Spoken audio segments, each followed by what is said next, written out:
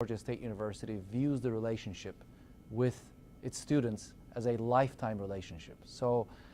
And that resonates a lot with me because I've been working for Coca-Cola now for almost 20 years. I've been married for 23 years, so long-term relationships is what really inspires me. So that's the first thing it means to me, that it reconfirms how highly I regard Georgia State University because of the values that it embodies.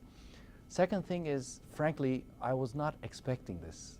And to have such a great recognition when you were not expecting is just an incredibly pleasant surprise. And it really just keeps fueling the passion in you to continue to do well. How did Georgia State and Robinson prepare you for your career? Well, it was my arrival to Atlanta to go to Georgia State University was a major landmark in my life, because I have left Ankara, Turkey at 21 years of age, having graduated from Middle East Technical University. And coming to Georgia State University for the master's program was a life-changing event for me, both from the standpoint of coming to a new country, but also from the standpoint of coming to an institution which was nothing like I have imagined. The quality of the facilities, quality of the faculty, quality of the students, because students are also experienced. We had a lot of students who were working and going to school at the same time. So that mix, that created an environment of incredible learning for me. And I was able to get also a very, I would call a customized, in a way, curriculum, where I was able to combine my management skills with technical skills, which allowed me to find a job in a technical area, but then transition into management afterwards. So it was that unique combination of skills that Georgia State allowed me to build while I'm here. All of these things, I just called it a life-changing experience for me. And thinking about today's students at Robinson, what do you think are the keys to success in the global marketplace? For today's students, the keys to success in the global marketplace starts with a global mindset. And maybe one might think that this global mindset is a cliche, but what do I mean by that is that, first of all, one must recognize that competition is global. So as our students are building their skills, they should always benchmark themselves to the best in the world, not to the best in their countries or the best in their cities. So that's number one. Number two, cultural diversity becomes very important. The students, as they're going into their careers, they should be able to seamlessly go from one culture to another in a seamless way, in a very natural way. What that requires is that my learning that there are certain common threads to humanity, certain common values that work in every environment. But then there are sensitivities of different cultures that one must be aware of. So if the students of today can, first of all, accept the fact that they're going to be in a global marketplace, that they're going to have to be benchmarking themselves to the world's best, and also be prepared to have adaptability to local sensitivities, but also recognize the common threads of humanity as to what works. So, what moves, passion moves every human being everywhere if it's felt real. So that doesn't necessarily have, it may be shown in different ways in different cultures, but when you are authentic and you're authentically showing that, that works everywhere in the world. So that's something that's common. Okay, so obviously, as you were saying, Robinson College and Georgia State have changed a great deal and continue to change. And we're even getting a football team, which of course builds a lot of pride and passion and awareness among alumni and students. Do you feel a growing sense of alumni awareness and connectedness to the university and to Robinson with all that's happening?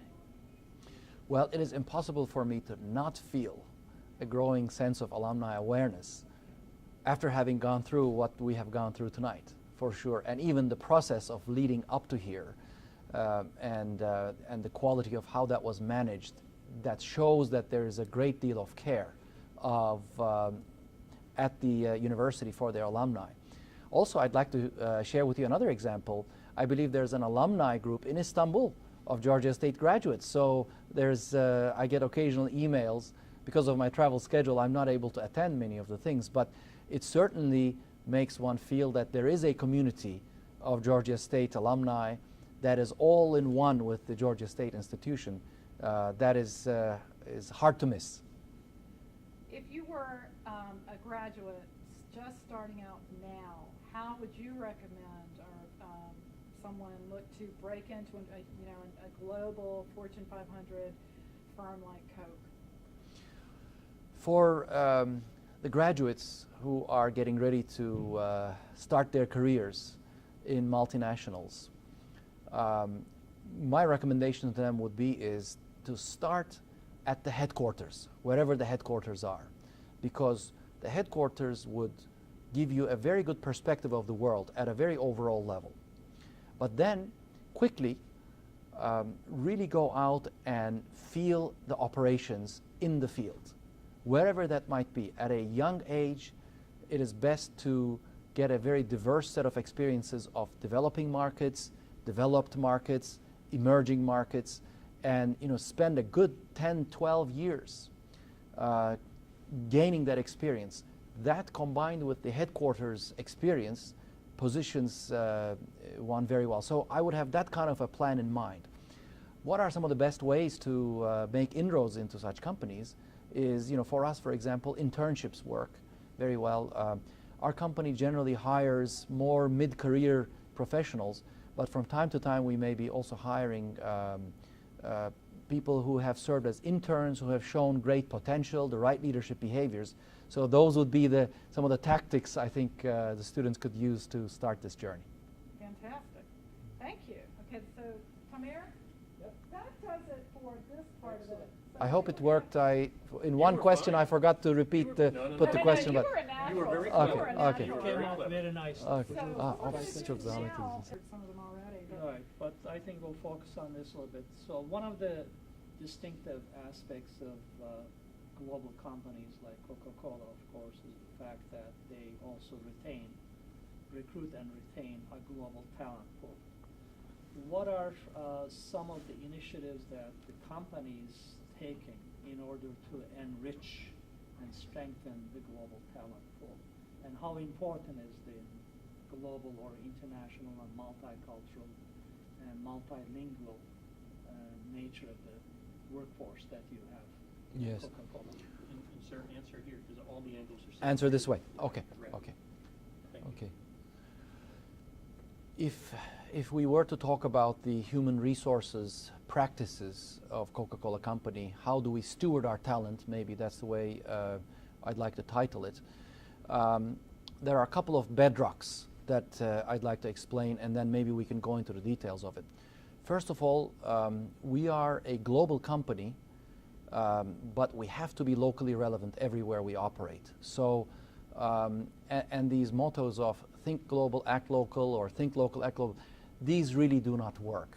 What we have to do is that we need to bring to bear our global scale in a locally relevant way, which is very important. So the talent that we need to steward needs to be able to operate in an environment that I've described.